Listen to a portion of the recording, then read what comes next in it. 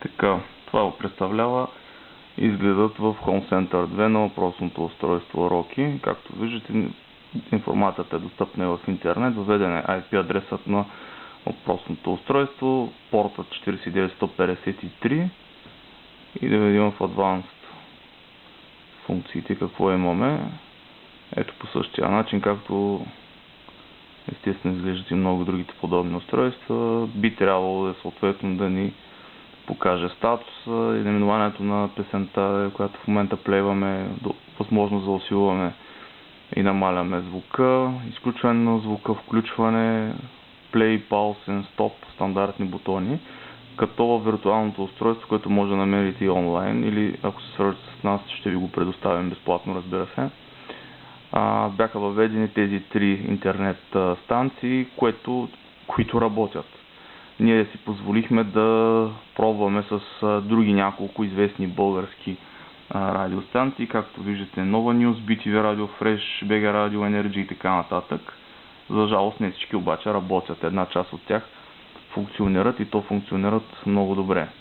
Това е естествено най-новата версия на Home Center Firmware 4.100. Така, и естествено това, което ние сме направили, активните ни тонкони, които ползваме в момента, са с вградено единично реле в тях, така че сега ще ги стартираме, при което ще се наложи да включим и съответно Rocky. Така, да ги потърсим. Ето ги къде са. Включваме ги. Така, чухме звука на стартирането им. Съответно, wall-plug, който захранва от своя страна Rocky, сме го позиционирали до него. Включваме го. Захранването и очакваме Rocky да ни съобщи, че се е свързал с нашия рутер.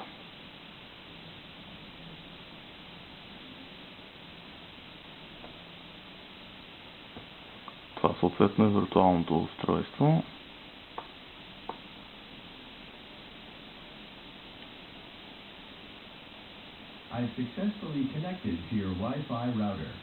Тук що Rocky каза, че се е свързал с нашия рутер. Нека пробваме едно от радията.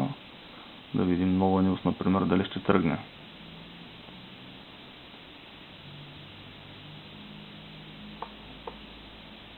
Съответно, нямаме успех с BTV Radio.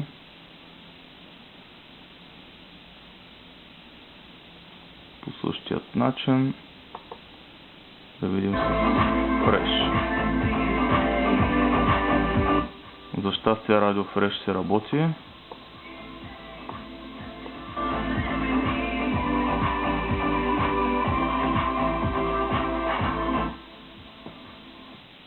При BG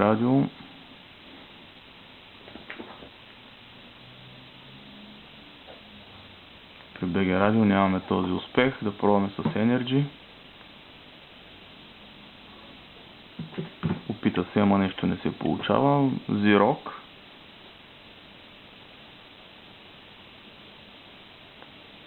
И с него не става. City.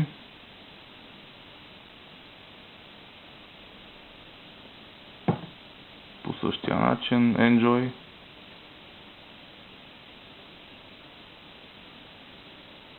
За жалост пак не получваме. И това са съответно оградените, които бяха към виртуалното устройство. Те си работят отлично.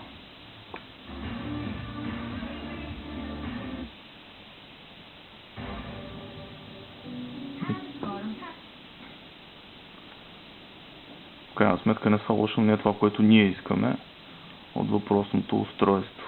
Сега да преминем към другият начин, по който можем да използваме Rocky, а именно чрез неговото приложение. Естествено, телефонът е свързан с нашия рутер. Съответно си избираме албума, от който искаме да плеваме някакви песни. Избираме се някаква песен.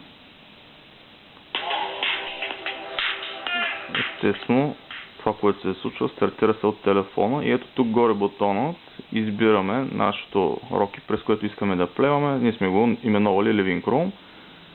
Тикваме ОК и съответно очакваме включване от Rocky. И ето работи. Това, което беше бък съответно в системата, че когато решиш да го усилиш или да го намалиш, ето и в момента изписва 0%, но то реално се работи. И ако искаш да го усилиш, тръгва от нулата, което не е особено приятно. Въпреки това е някакъв вариант.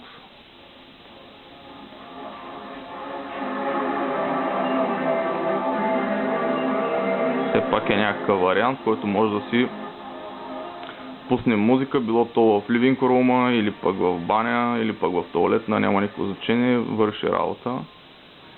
И в общи линии е една добра инвестиция, стойността му е приблизително 100 лева с ДДС, което е напълно достъпно. Проблема беше с това, че се очакваше нов апликейшън, мобилен, за въпросното устройство, за да може да се извършва така наречената multi-room функция, т.е. в различни стаи да плеваме различни песни, както съответно Sonos го предлагат, но там говорим за съвсем друга категория продукти на много по-висока цена. Така че ако търсите някакво бюджетно решение, това съответно е един от така възможните варианти, но пак казвам, налага се да бъде отворено устройството и съответно да бъде премахната или поне по някакъв начин прекъснато захранването на батерията към устройството. В противен случай няма да можем да се...